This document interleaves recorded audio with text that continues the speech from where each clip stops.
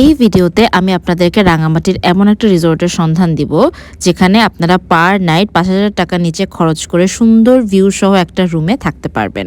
আপনারা হয়তো অনেকেই দেখেছেন যে আমি লাস্ট গিয়েছিলাম বান্দরবানে, তো ভাবলাম যে আরও একবার পাহাড় দেখি। এজন্যই আমরা রাঙামাটি ঠিক করেছিলাম। আমরা ছিলাম টোটাল ৬ জন। যাত্রার জন্য আমরা সেন্ট মার্টিন পরিবহন বাসটি নিয়েছিলাম। সকাল ৮টার দিকে আমরা পৌঁছে যাই হচ্ছে রাঙামাটি কলেজ গেটে। ওখান থেকে আমরা সবাই মিলে নাস্তা করি, পরোটা, ডিম ভাজি, সবজি, সিঙ্গারা। নাস্তা করে কলেজ গেট থেকেই হচ্ছে আমরা বালিদি ব্রিজ পর্যন্ত ২টা অটো ভাড়া করি, যেটা ভাড়া ছিল ৭০ টাকার মতন। অ্যান্ড বালিদি ব্রিজ থেকে আমরা রিসর্টে ফোন দিলে রিসর্ট থেকে আমাদেরকে বোট পাঠানো হয়, কারণ বোটে করেই আমাদেরকে রিসর্টে যেতে হবে। এবার আপনাদেরকে রিসর্টের নামটা বলি, এটার নাম ছিল হচ্ছে রাঙাদ্বীপ রিসর্ট। নৌকা করে যেতে আমাদের সময় লেগেছিল ১০ মিনিটের মতন, অত বেশি দূর না।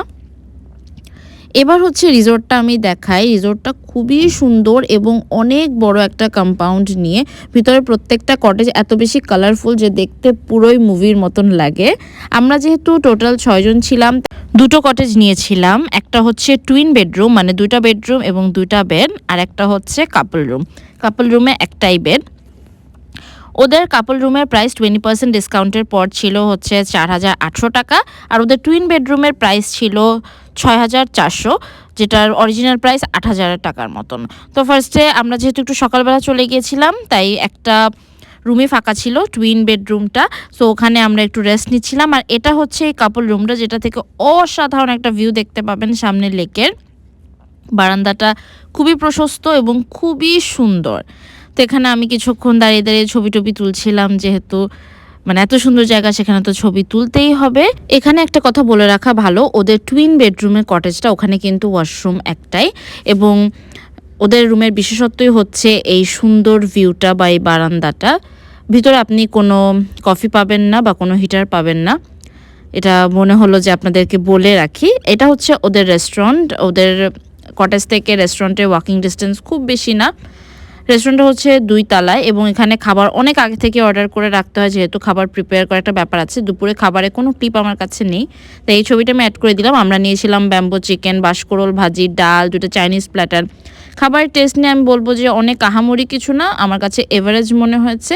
এবং দুপুরে আমরা খেয়েছিলাম ৬ জনের মতো। আমাদের বিল এসছিল ২,৬০০ টাকার মতো। হ্যাঁ, এরপর হচ্ছে বিকালে আমরা স্ন্যাক্স খাই, noodles, french fry. By the way, ওদের নুডলসটা কিন্তু খুবই মজা, এটা একটা মাস্ট ট্রাই আইটেম।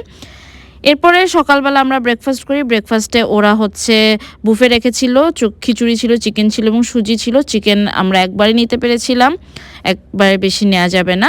এরপরে এটা হচ্ছে আরেক দিনের ডিনার। ডিনারে আমরা খেয়েছিলাম হচ্ছে ওদের চিকেন চাপটা, যেটা কোয়ান্টিটি অনেক বেশি ছিল, আমি শেষই করতে পারিনি।